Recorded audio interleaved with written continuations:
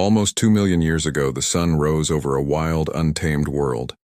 There were no cities, no tools of metal, only stone, flesh, and fear. In the shadows of ancient trees, two beings moved, a man and a woman. Not beasts, but not yet human. Their bodies stood upright, their eyes sharp and alive, but their faces still carried the marks of the ape. They were the first, the forgotten bridge between instinct and reason. Dawn, the cold of the night, still clung to their skin. The woman awoke first. Her eyes opened slowly, scanning the man beside her. He slept curled, his breath heavy and rough. Around them, their shelter was nothing but sticks, stones, and dry leaves.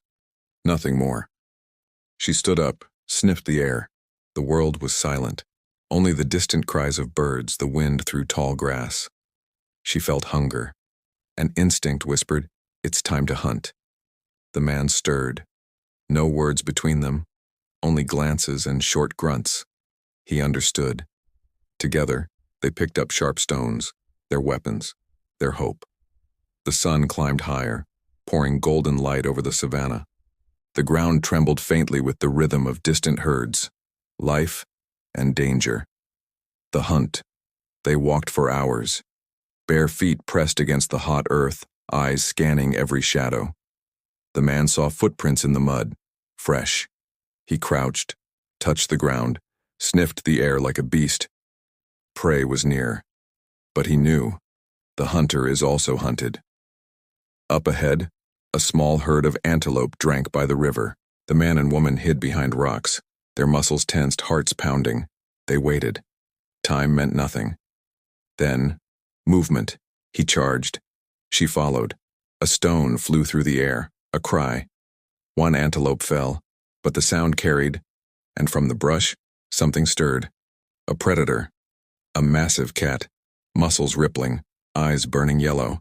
The man froze. The woman screamed. The cat leapt forward. He raised his arms, roared, beat his chest, trying to look larger. The predator hesitated, a brief second of confusion, enough for the woman to hurl another stone. It struck. The beast hissed, backed away, and vanished into the tall grass. Silence. Only the sound of breathing. They had survived. For today, life had won again. Where the sun blazed above the hills, they dragged the carcass back to their shelter. There others waited, 6, maybe 7 creatures like them. Hungry eyes. They did not share out of kindness, but because instinct taught them. Together, they lived longer. The man struck stones together again and again. Hours of scraping, breathing, trying. Sparks, smoke, sweat, until finally, a spark.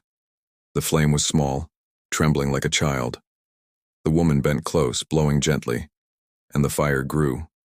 Light, warmth, protection. Their eyes filled with wonder. They didn't understand what it was, but they knew it was powerful.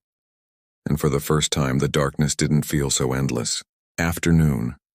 They ate the meat, half-burned, rough, bitter, but hunger made it sweet. The man watched the horizon. The woman washed her face in the river. No words, no thoughts, just presence. She turned to him, touched his chest. He looked at her. In that silent gesture, something ancient awakened, the first spark of affection. The seed of what one day would be called love. The storm. The wind changed. Clouds gathered over the plains. Thunder rolled. Rain, heavy, cold, merciless. The tribe ran into a cave.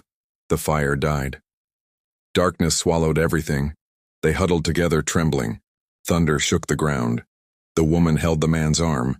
For the first time she wept, not knowing what tears were, only that they came from fear. But the man reached out, placed his hand over hers. And in that touch, in the heart of the storm, they learned something new. They were not alone. Night.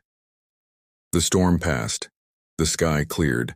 Millions of stars shone above them. They looked up, silent, breathless. They didn't know what the stars were, but something inside began to wonder.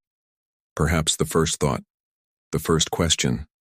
They rebuilt the fire. The flames danced again. Around it, the tribe slept. The woman rested her head on the man's shoulder. He stared at the fire, then at the stars. In the reflection of the flame, something glimmered in his eyes. The future. The being who would one day speak, build, dream, and pray. The being who would one day be called human. Ending. They did not know what time was. They did not know what God was. They did not know what love was.